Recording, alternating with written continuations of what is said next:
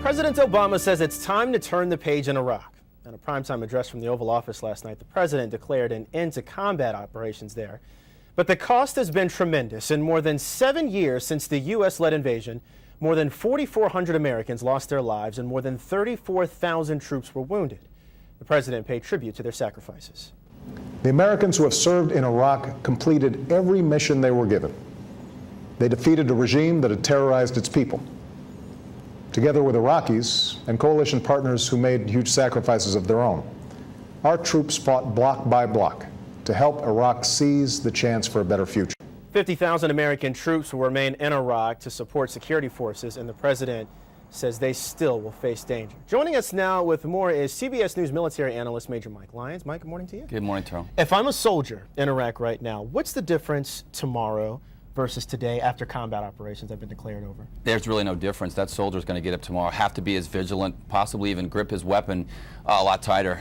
This is the time when the enemy could look to form some kind of counterattack. So right now the American forces in Iraq are on probably high alert. They're going to remain that way for the next couple of weeks. It's important that everybody understands that the mission for those folks on the ground really isn't over. It's 7 days, 24 hours a day right now still. We've heard all week long that the president has been trying to avoid those words, those two words, mission accomplished. And he did not say that in the speech last night. But can this mission ever be accomplished? You know, it's a clear milestone has been established, and it's fantastic that we have the combat troops, the large units and the large pieces of equipment out of Iraq, gives the Iraqi forces and gives the security more time to breathe, so to speak. But now the true test is going to come, and whether the Iraqi security forces are going to be able to step up and provide the level of security that we come to expect from what we see in our country today, for example. 50,000 troops still in Iraq right now. That's after the drawdown. What will those troops be doing now? Yeah, they're going to look to train the Iraqi security forces, spread out, and kind of like they've divided the country in thirds, a north, a central, and a south portion. They'll look to cut the American forces up in equal quantities in order to make sure we have enough American soldiers aligned with enough Iraqi security forces to make sure we're communicating across borders and cross boundaries, especially amongst those three regions. Here's the big question. Can Iraq, its security forces, support itself with the drawdown of these troops, not only now with these 50,000, but in the future, maybe even next year? Yeah, that's a great question, and if they don't stem this Iraqi on Iraqi violence, I'm afraid they could go down a very slippery slope very quickly. So they've got to be successful really early on. The next 90 days will tell whether or not the Iraqi security forces have been successful and trained well.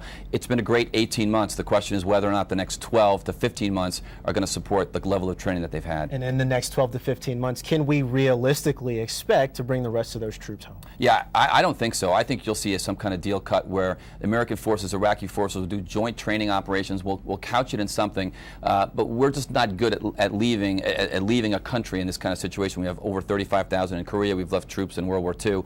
I wouldn't be surprised if you see 10 to 20,000 troops stay in Iraq for a very long time. Now we talk about Afghanistan. The president hoping what he did last night in Iraq, he can do a year from now in Afghanistan. Is that even realistic? I'm not sure. The conditions are just not the same. There's no middle class that we had in Iraq. There was a Sunni awakening. You had a reconciliation. The Sunnis put their weapons down and decided to reconcile with the Shia there. There's got a lot more tougher sledding to take place in Afghanistan. We're going to use the same strategy. We're going to take American forces, embed them with these Afghan villages and Afghan security forces, but I'm afraid it's going to be a much tougher road to hoe. When we go back to Iraq one more time, we have not seen the last American life that will be lost in Iraq, have we? No, the 4,427 that have been lost will never be forgotten, but anytime you put 50,000 soldiers in an area like that, there's going to be accidents, and I'm afraid we're still going to see more casualties. CBS News military analyst Major Mike Lyons, we appreciate you joining us this morning. Thanks Thank you. Appreciate it.